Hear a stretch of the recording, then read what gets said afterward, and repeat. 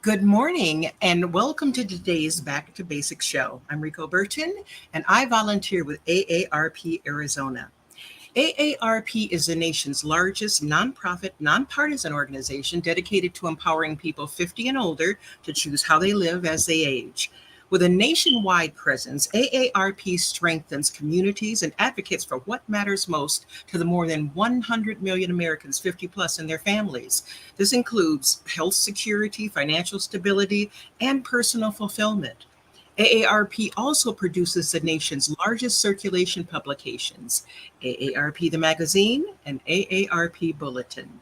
In the month of July, we are still focusing on communications and marketing to help prepare for and live a financially secure retirement.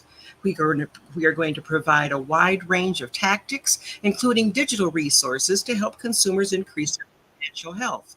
AARP is the wise friend helping consumers manage your money decisions during pre retirement. Visit us at the URL you're going to see below for tips, tools, and resources. Make sure you tell us who you are and where you're calling from today. And if you have any questions, be sure to put them into the chat and we'll try to get to them. Hello, Coach SheriAnne. She's going to share some wonderful things with us about how to stay busy and active during this heat. How are you? I'm good, Lady B. How are you? I won't complain. I love it. Yes, it's very fortuitous. It's interesting because we are hitting record temps here in Arizona, and we hit 118 the other day. I think today, tomorrow, we're still on a heat advisory at 117.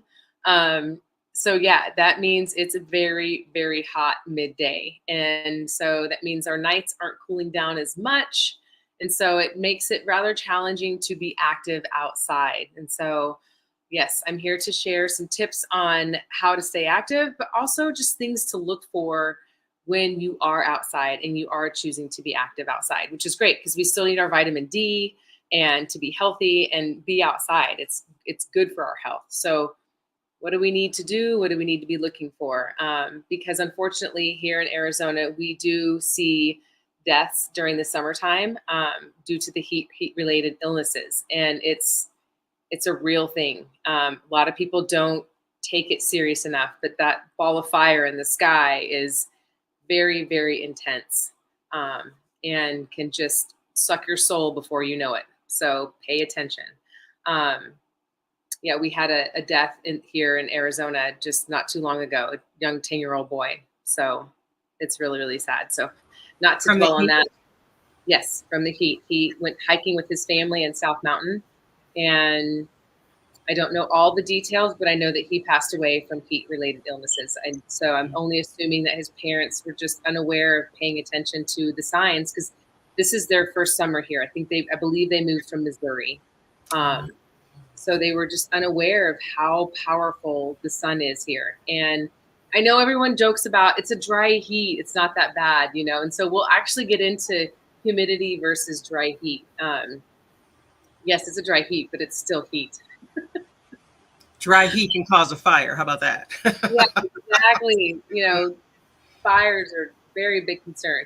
But yeah, so what happens when you're with your body when you are in a hot climate is your heart begins to increase its heart rate because what it's trying to do is it's trying to push blood to the surface of your skin to cool your skin off.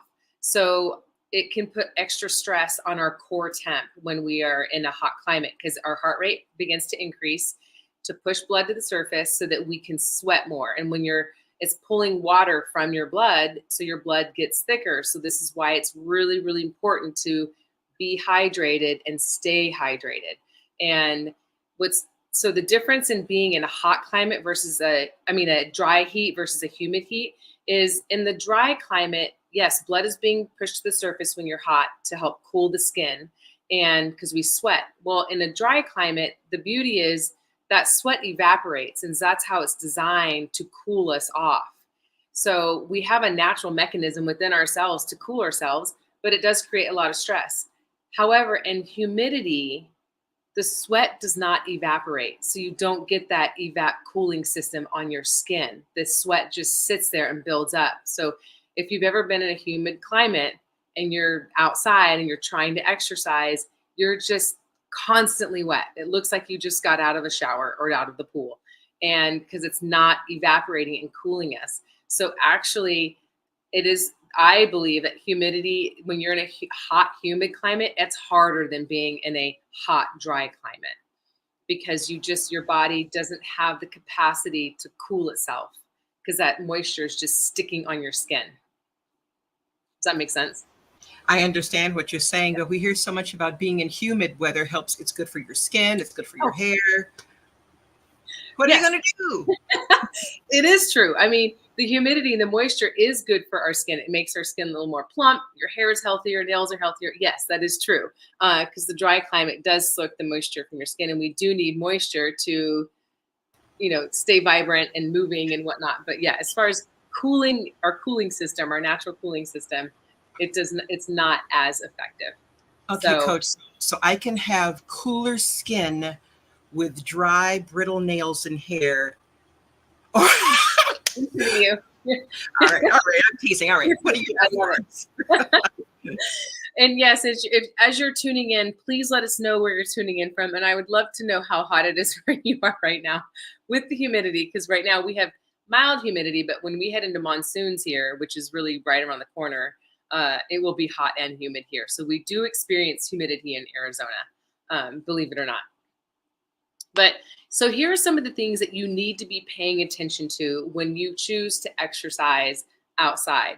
So if you are experiencing muscle cramps, if you're experiencing some nausea, excessive fatigue, not fatigue from just the exercise, but excessive fatigue, if you're starting to get a headache, that's not a good sign. That usually means you're on your way to you're dehydrated. If you're dizzy or lightheaded, you're definitely too dehydrated. And one of the last symptoms that if you experience, if you're not sweating anymore, that is a massive concern. Because if you're not sweating, you're totally dehydrated and you have no capacity to cool your skin off. So if you're experiencing any of those muscle cramps, nausea, fatigue, you're not sweating anymore, dizzy, lightheaded, headache, it's time to stop, get into a cool, dry, cool place, whether it's, and if you can't get into a building or a car, you need to get into under a tree, get some shade, because at least if you get the skin off of your body, it will help. And get water on your skin, especially if you're not sweating. If you're carrying enough water to pour it on you, like the back of your neck, that's critical. But yeah, if you're experiencing those symptoms, it's time to stop and get out of the sun. Does it matter? You talked about water. Does it matter if it's cold or room temperature to drink and or to put on your body?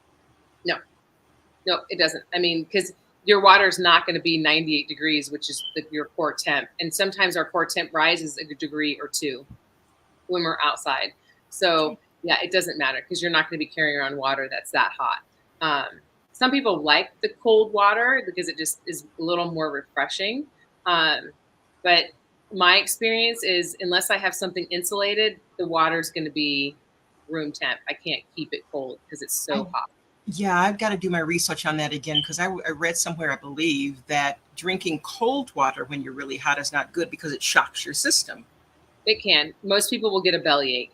Like if I drink super cold water when I'm hot outside, I can't drink as much of it and it will just make my belly hurt. Like it just hurts. But for some people, they can handle it. So it just depends on you as an individual.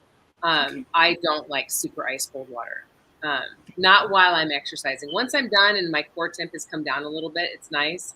But it's really important to just pay attention to those signs. That's your body's way of telling you, I can't handle this right now. And you can work up a tolerance to being outside. It's people, I mean, people have done it for ages. We're just so conditioned to being in air conditioned buildings, air conditioned cars, that when we go outside, it's such a shock that we're not conditioned to manage the heat. So you can, so to speak, heat train, get used to it. It takes a while though. It takes weeks to build that up. It's not something that just happens overnight. But what happens is you actually produce more, your blood volume goes up. which is pretty amazing, and it's just so that it can continue to keep blood at the surface to cool the body, but also operate organs, muscles, and whatnot. So our bodies are pretty amazing if we give them the opportunity to do what they need to do. So let's jump into the tips. So my tips for you when you decide to go out is the timing is key. Do not go out midday. It's just silly and absurd. And because that is the hottest time of the day, when the sun is the highest, when the sun is on the horizon, the UV index is less and the sun is not as intense. And of course, the air temp is cooled from the nighttime. Our delta right now from day to night is thankfully we're operating still within 20 degrees, but come August, we're usually like a 10-degree delta from night to day. It doesn't cool off very much at night. But if you're going to be doing exercise outside, do it in the morning. You'll still get your vitamin D from the sun, even though it's low on the horizon. It's good because the UV isn't so intense. And it's just the coolest time of the day. Because even if you try to do it in the evening and the sun is low on the horizon, everything is still very warm. The concrete, the asphalt retains so much heat. Our buildings retain so much heat. And so unless you're out in the middle of the desert, it's still going to be very, very hot, even in the evenings. So I used to say exercise in the morning and night, but when we're in the intense summer, it's best just to get up and get it done first thing in the morning, because it still stays hot at night. The second tip I have for you is hydrate. And don't just hydrate during your exercise or when you're outside. It's important to stay hydrated throughout the entire day. I just saw you with your drink. Yes, hydrate, hydrate, hydrate. And stay away from sugary drinks.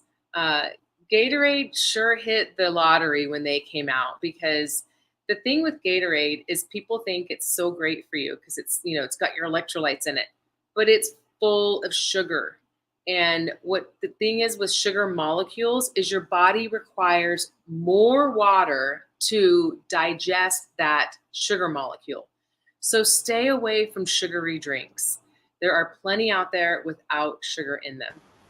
So really try to avoid the sugary drinks, and don't do just water, because you need to replenish those electrolytes that are coming out in your sweat, which is the three main ones are your sodium, potassium, and magnesium. And most electrolyte drinks will have those in them. There's also great companies that offer little packets that are electrolytes that you can add to water. And some of them are flavored, some are non-flavored.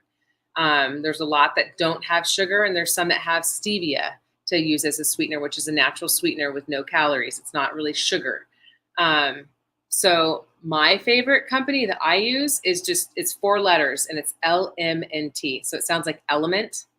But it really is just those 3 elements. It's sodium, potassium, magnesium. And the reason so quick science lesson, little tangent. Sodium and potassium. Sodium is on the inside of the cell. Potassium is on the outside of the cell. And so it needs to equal each other in order for that water molecule to be most effective for you. So that's why you need sodium and potassium. And the magnesium just helps with muscle cramps and muscle contractility. So that's why you want those 3 things. And anything else you don't really need. You'll have all kinds of companies pushing things, but it's just those 3 things. And then stay away from sugar. Can I drink the unsweetened flavored water? And is that okay?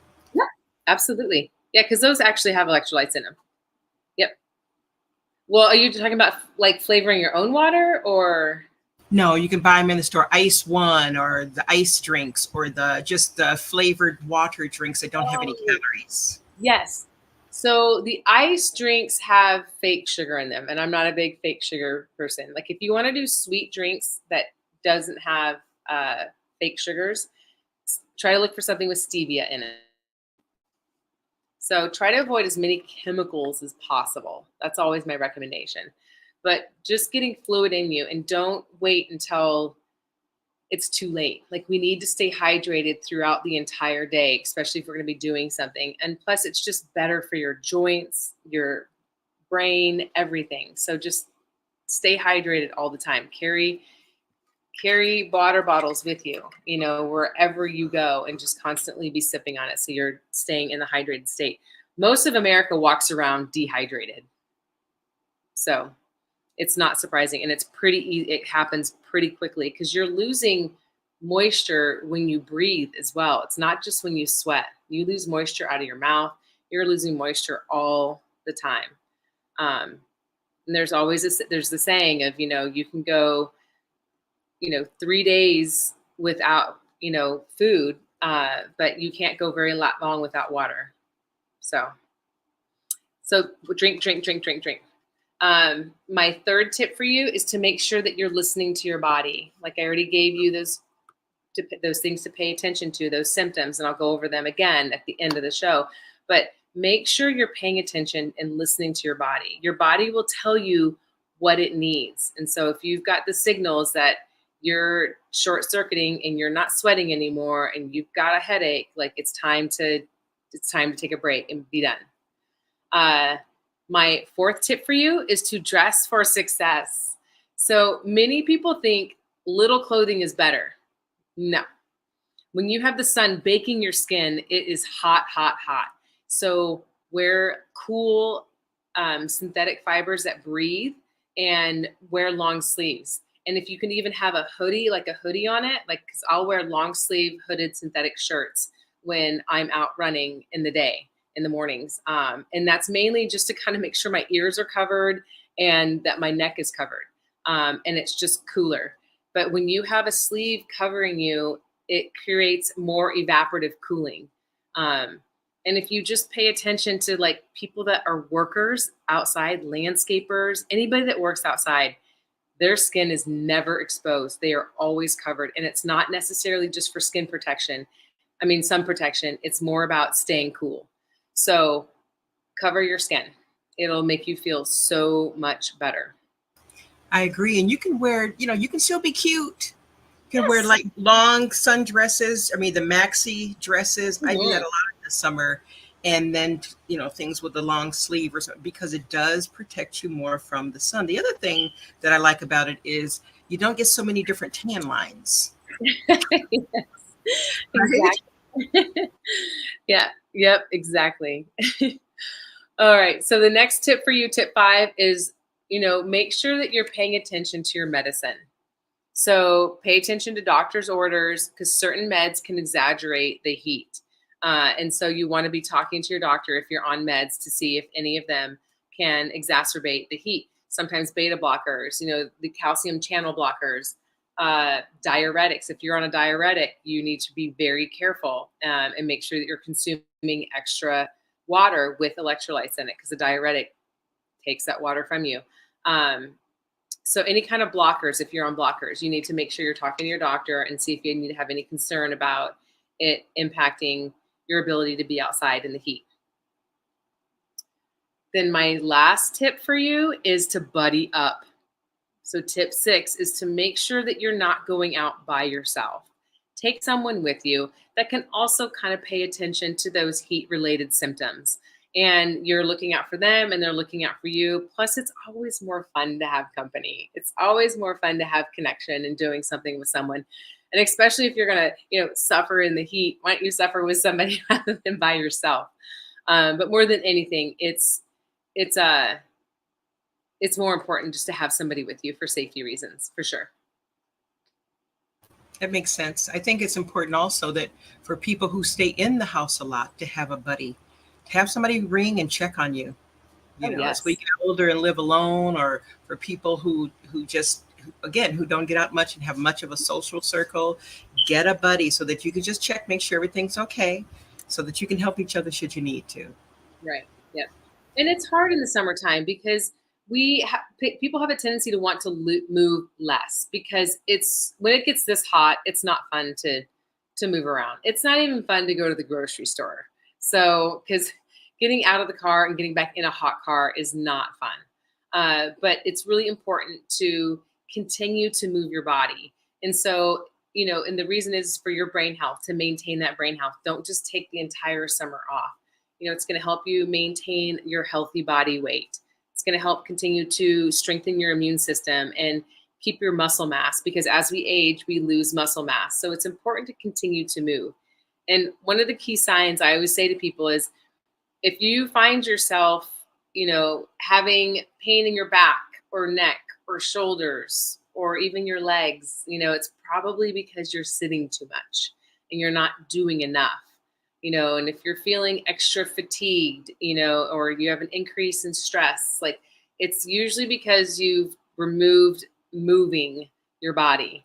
And so you'll develop digestive issues and things like that. So if things like that are flaring up for you, it's important to take reflection and think, gosh, am I moving enough? Like, I know it's hot and I know I don't want to do much, because we have a tendency just to be like that. Like at the beginning of summer, I have so many people that will come to me and be like, I just don't feel good. And I'm like, well, you've got the summer blahs. Like, it's just the heat sometimes just slaps us upside the head and you just get these like, bah. So it's important, if you are feeling that way, to just find ways to move. And I'll give you some ideas here. But find ways to move, because if you're feeling achy, it's because you're not using your body. So, and the fun thing about summer is it's really easy to go swimming. There's pools everywhere. If you have a pool in your backyard, you can go out and do exercises in the pool and use little flotation devices to create resistance. Or if you don't have a pool in your backyard, I'm sure you have a community pool, because there's pools everywhere. If you don't have a pool in your direct community, there's a city pool that you can get to. So pick up swimming or water aerobics. It will be fun for you, because it's just swimming is a very seasonal thing. Even though we can do it year round here, I find it to be very seasonal for people. So use this summertime as an opportunity if you've never done water aerobics or done swimming laps, or just frolicking in the pool and like getting used to like your body in a weightless situation, because you are weightless in water. Go give it a whirl. It's actually a lot of fun. You can also take dancing lessons if you've never done dancing, and that would be so fun. You're in an air-conditioned room and you're moving your body in a confined space, so you're not having to be out in the sun and the heat. So take up dancing. You can also, if you're comfortable jumping, buy a jump rope.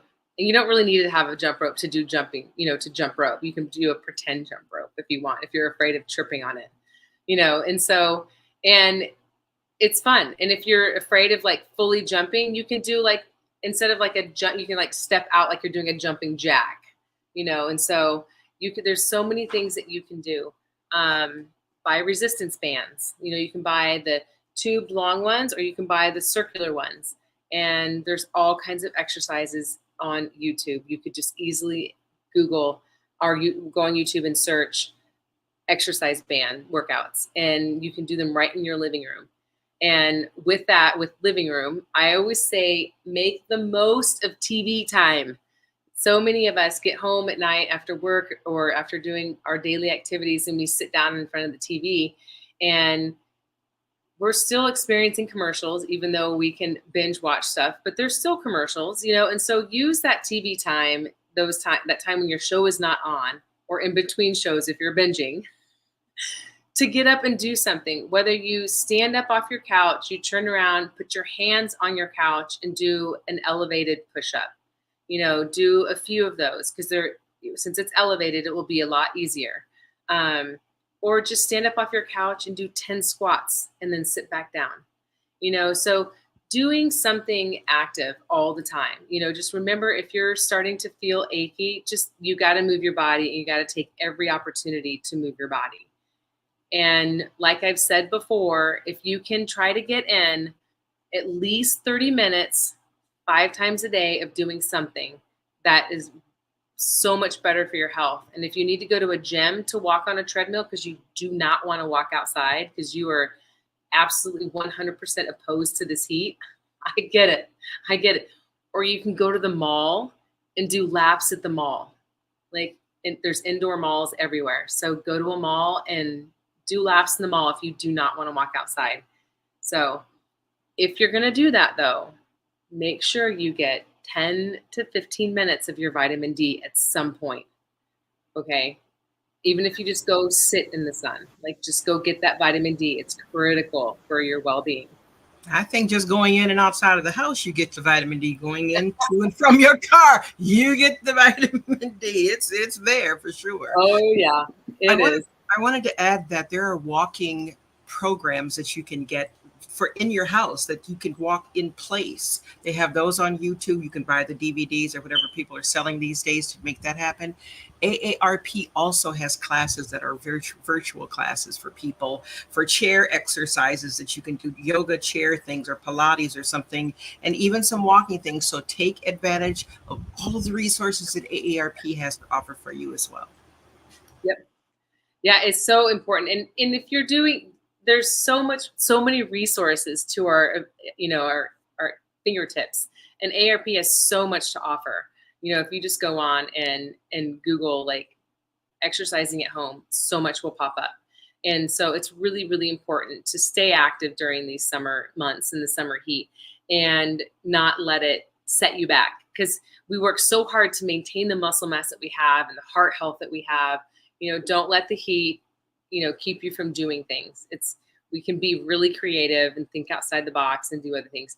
Even if it means like, instead of spring cleaning or summer cleaning, you can do extra things around your home. Each day or each week, pick an activity, and do something in your home. And so, but I want to circle back around in case you came into the show late. If you are exercising outside, things that you really need to pay attention to are if you're experiencing muscle cramps, nausea, lightheadedness, if you have an onset of a headache.